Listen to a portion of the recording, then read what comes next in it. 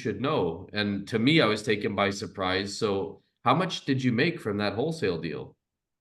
That was 20,000. You just made 20 grand. Yeah.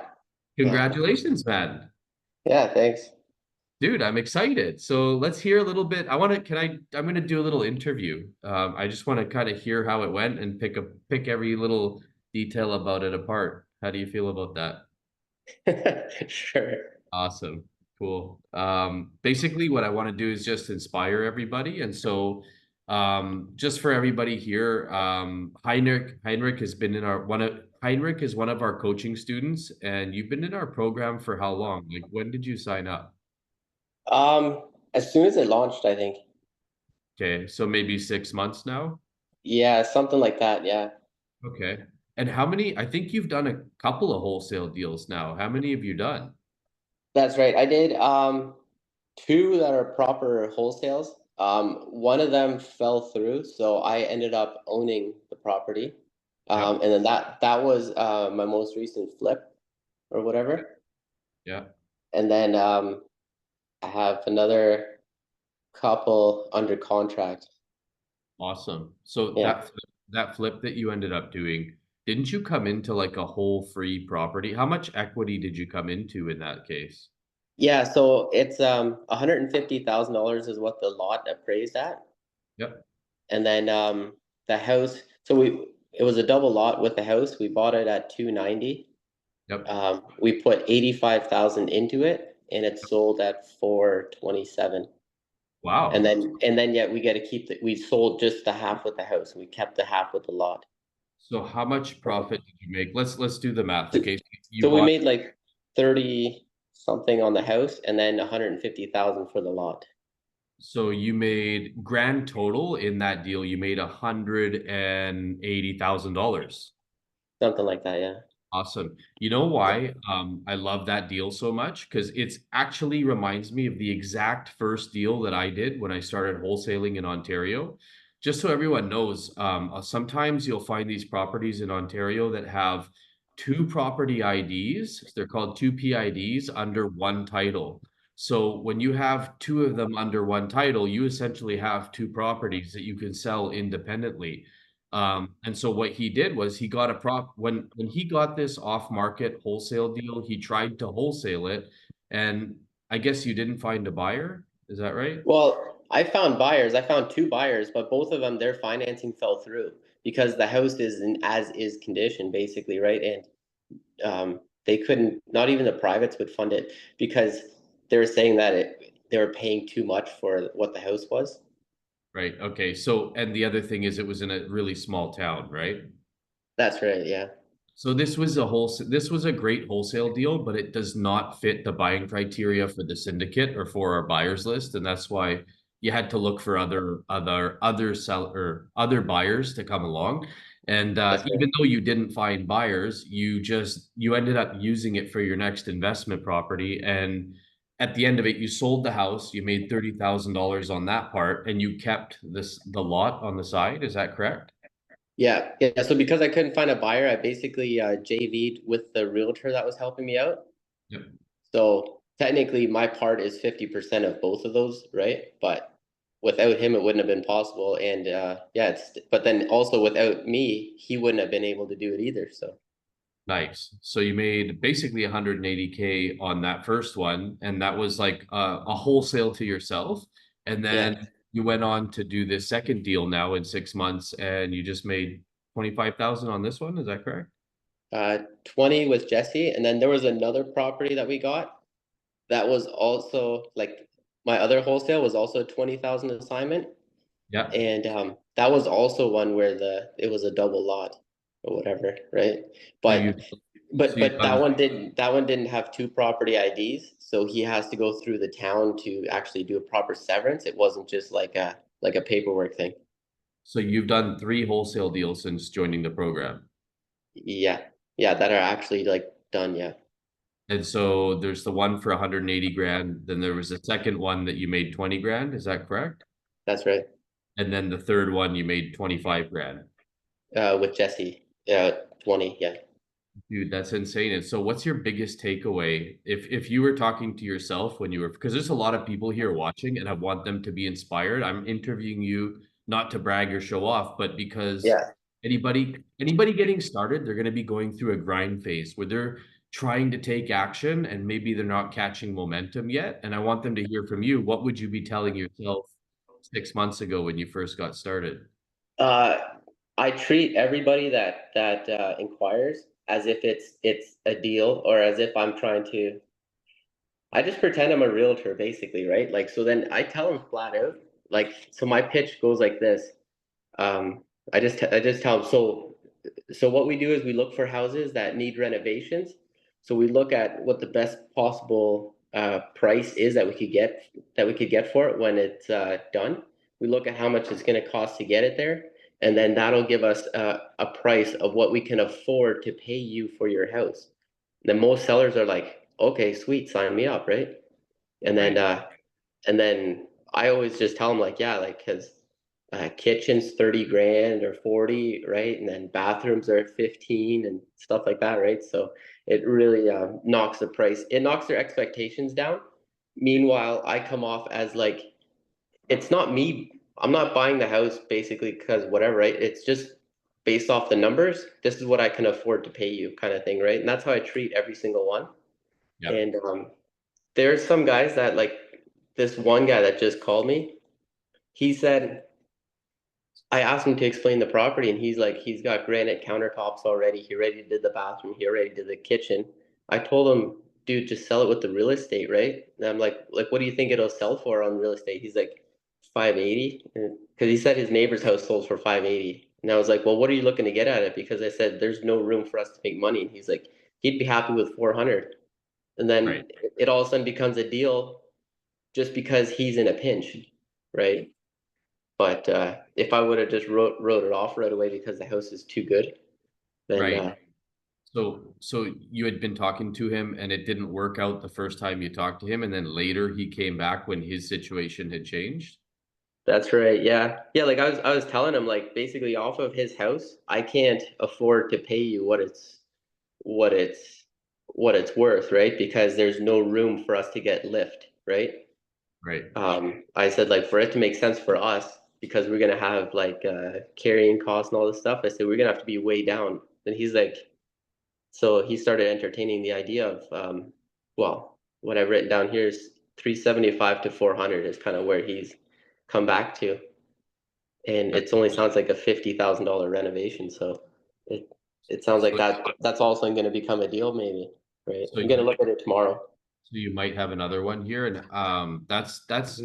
that's really key to for everybody to understand is that when you're talking to sellers, don't identify with what they're saying. If they tell you a sales price, okay, sure, like, and maybe it sounds like it's unrealistic, but keep running the process and keeping in contact over time, because over time, like when that seller comes to you in the early stages, they might not really be ready to play ball, but they know that they have problems coming down the line. Like usually when people know 6 months down the line, they've got some kind of problem, whether it's financial or a divorce or all this stuff that's going on.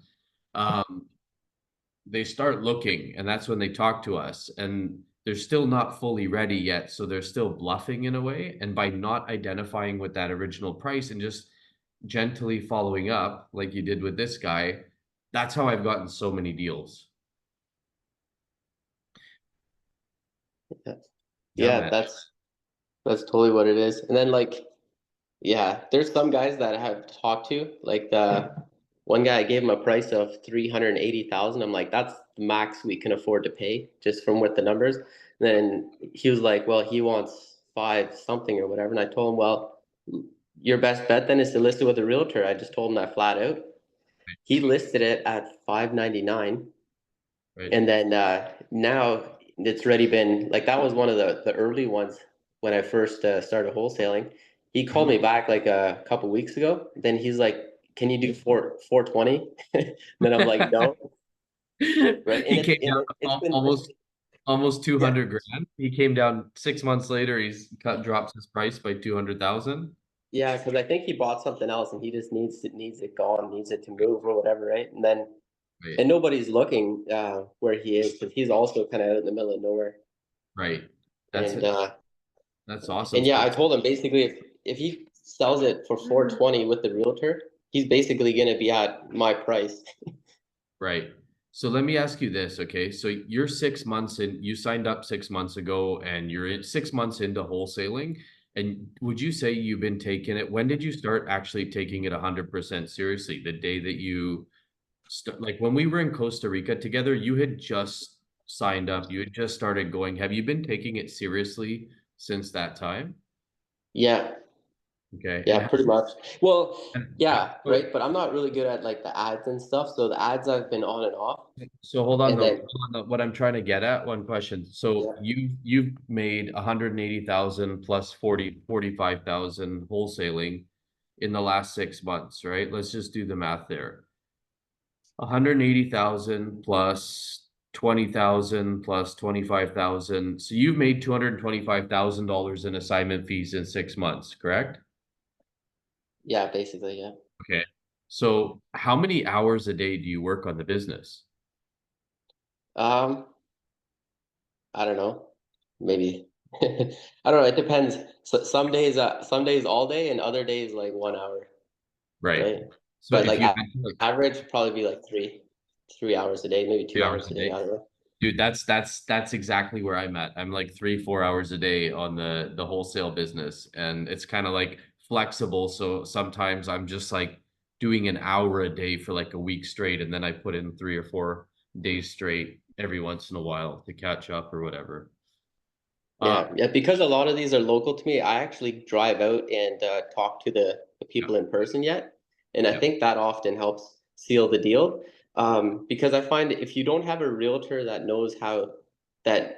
knows what you're doing, you basically have to tell the realtor your pitch so yep, that when they go out to see the property, that they don't go and screw it up for you, right? Because that's probably the right, biggest thing. If you're not working with the like whoever you send out to the properties, like if you're going working remotely, they right. can 100% kill the deal right there.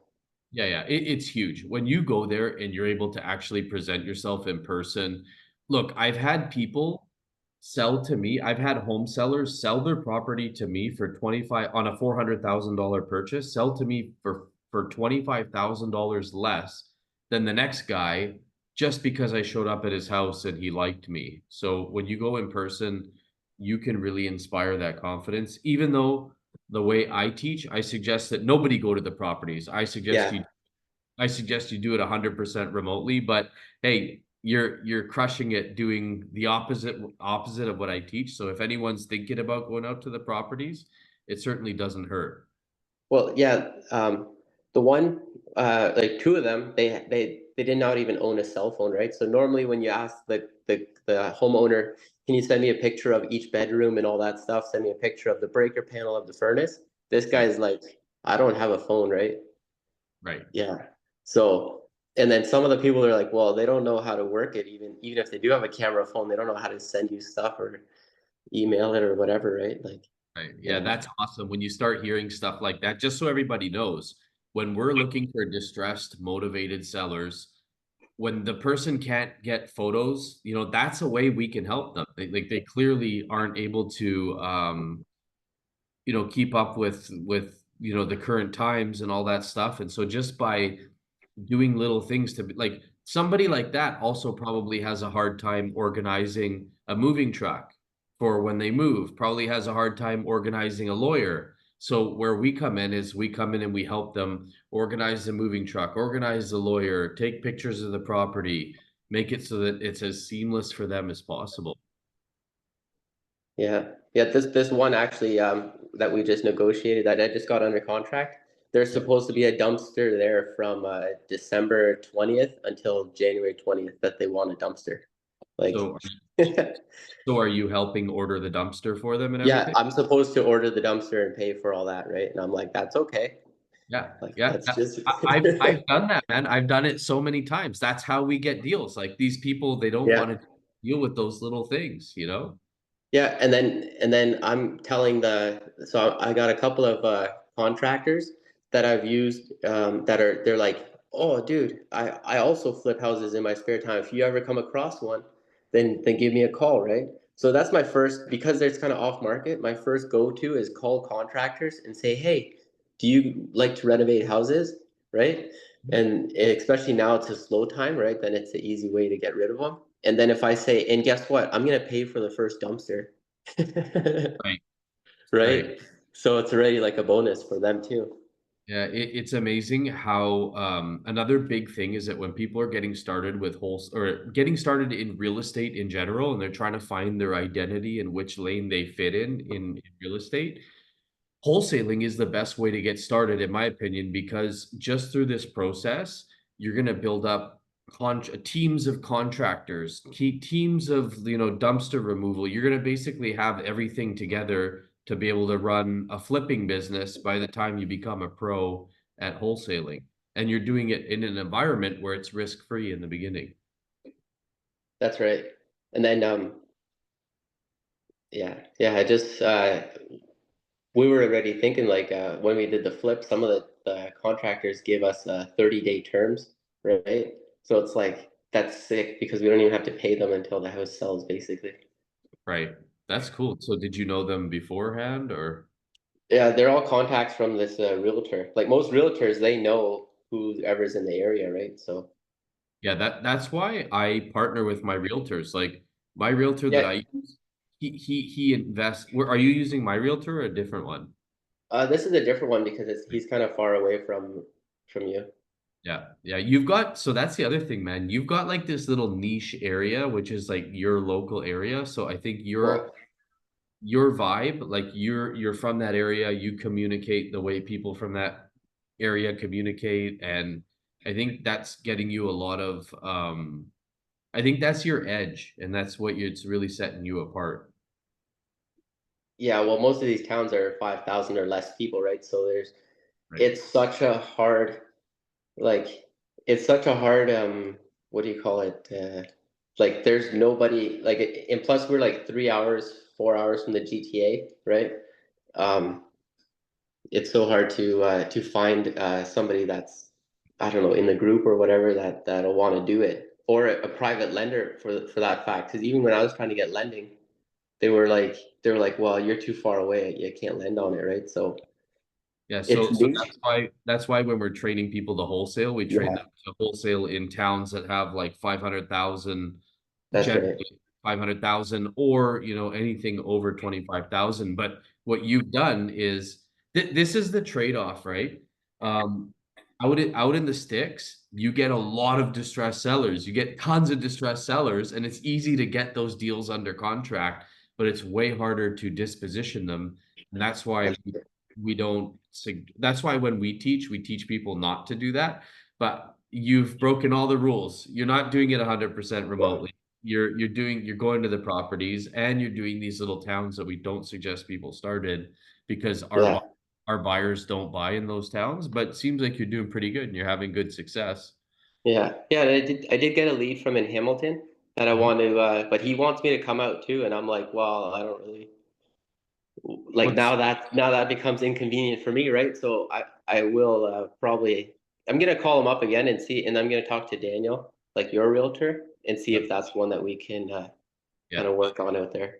Yeah, for sure. Daniel's right down the street. And Daniel, man, like when I send him to properties, my realtor, this guy, he'll go down there with the signed copy of the contract for me. And when he's talking to the seller, he's selling them. And half the time, if I can't get the person to just do it on the phone, like sign the contract, this home seller sign the contract over the phone, he'll get the signature right there in person, just about every time. So, um, Yeah. yeah, man. Awesome. So thanks, man. Thank you for sharing. That's really cool. Did you have any deals you wanted me to review for you? Um, Not really. Like, there's a couple of like multi-units, and Yep. those I really hate, right? Because they're like, well, how do you come up with a value? How do you come up with a value for like a 6 unit apartment, right? So So that's like multifam running the numbers based on net operating income, or yeah, but I'm or I'm just like is it what I because Is it because it's not because there's a weird spot like 4 units to 6 unit or 3 to 6 units where Yeah. it's not really a multifamily, but and it's not really a residential. It's like a mix or a blend of the two. Uh, Yeah. so is that why or Well, just because like it's a sixplex, right? So a sixplex, you would think it'd be like seven, $800,000, right? Because it's got 6 units, right? hmm, But my offer to them was 500 because I'm like because everybody's been in there for 12 years, right? So they're way under market rent. And yeah, then and he's like, yeah, but it should be worth so much more, right? And I'm like, okay, well, you increase the rents, and then I'll pay you more. And right, he's like, no, you can't, right? How do you right, get people out, right? So I told him basically, if you add up all the rents for the year times 10, that's the value, right? right, But if I'm paying him retail and then I have to do all this work to get the tenants out and everything just to right, break even at the end. I told him if I'm gonna break even, I'm gonna go home and play video games. right, That's right. basically what I told him, right? So then he's like, oh, okay, right? So then now I got it under contract for 575 for Okay. 6, right? Where is it? So outside of like Centralia, Oh, so what's that close? Like for somebody it's, who's it's close to London. okay. Yeah, Yeah, like there's a lot of ones like that around there. yeah, yeah. So, but if it would be all market rents, it would be it probably is a seven, $800,000 property, right? But For it's sure. like the rents are so low, and it's going to be such a hassle for whoever I assign it to. It's a good deal now, or it's like an okay deal now. Right. But as they cycle through tenants, it becomes a better and better deal, right? So for somebody that wants to sit on it for 3 to 5 years to make a good deal, Right. it's going to be worth it, right? There's So that's where I can then portray value to the investor to assign it, right? yeah, so my investors don't buy deals like that, Yeah, but there's yeah. There's certainly is multifamily people who they want a 6 unit that they can slowly turn the tenants over and stuff like that. So That's right. Yeah. So I put a way longer terms in here, like conditions, so I can look for a seller now, right? Or like for somebody.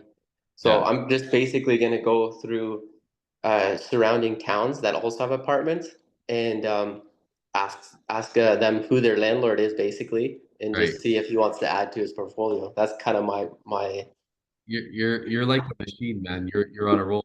You're just every time I turn around, you got deals. So that's awesome. You know yeah. how rewarding that was being at the investor summit and just having somebody walk up to me and be like, "Yeah, I bought a deal off your student the other day." And I don't even know, I like it's gotten to the point where people are doing deals now that I don't even know what's going on anymore. Whereas in the beginning, I had my finger on the pulse of every deal that was happening.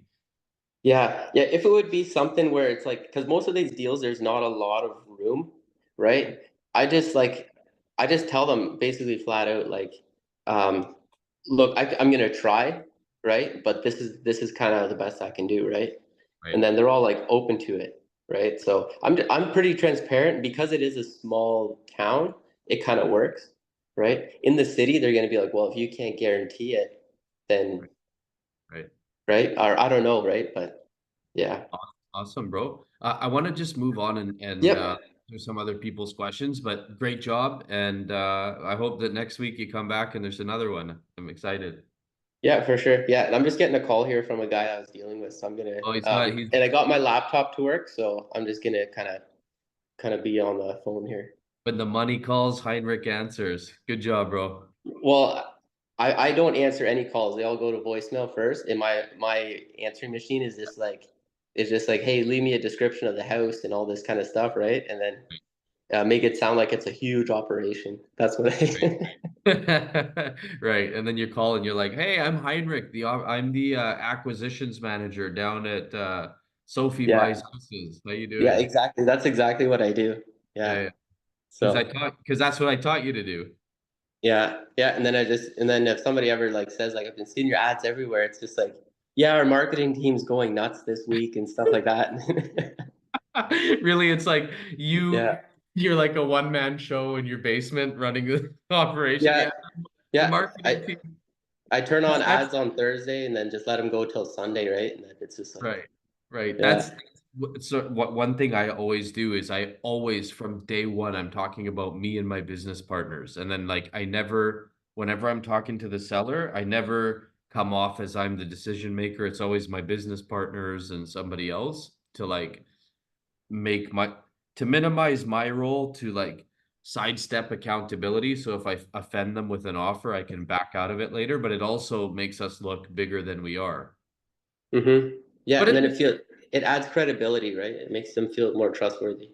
Right. But at the same time, it's like this weird thing. It's like we're working as independent contractors. Like we're all kind of like businesses of one. I have like two employees in my business, but I could do the whole thing by myself. And most of the wholesale, all the wholesalers that I've trained are like one man operations. And so um, it's like we're these like small, lean operations that are nimble, but at the same time, like we are legitimately the sourcing partners for a $400 million operation, which is the syndicate. Like, you know, they've done $400 million in deals in the last couple of years, and you're legitimately acting as a sourcing partner for the buyers. So it's like it's a bit of both. Even though you're operating on your own, you still are actually, it's not a lie when you're like me and my business partner. It's not misleading anybody. It's still like legitimacy to the fact that we have business partners in this. Yeah. Yeah, well, I'll let you continue. Awesome. Cool, bro. Thanks.